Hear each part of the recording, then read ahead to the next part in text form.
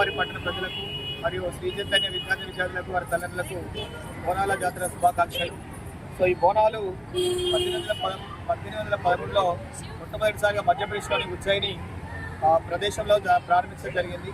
అప్పటి నుంచి ప్లేగ్ వ్యాధి రావడం వల్ల ఆ ప్లేగ్ వ్యాధి నివారించడానికి ఉజ్జయిని మహాకాళి ఆలయంలో ప్రత్యేక పూజలు చేయడం వల్ల ఆ ప్లేగ్ వ్యాధిని అరికట్టబడింది.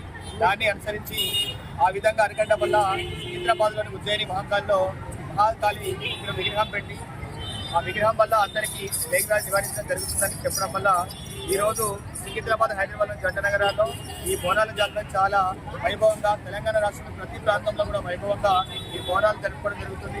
అదేవిధంగా ఈరోజు శ్రీ చైతన్య మందమరి పాఠశాలలో బోనాలు నిర్వహించడం చాలా గర్వకారణం. దానికి సహకరించినటువంటి ప్రతి ఒక్క తల్లిదండ్రులకు మరియు మా టీచర్లకు, మా విద్యార్థులకు మరియు మీడియా మిత్రులందరికీ పేరు పేరున ధన్యవాదాలు తెలియజేసుకుంటున్నాను.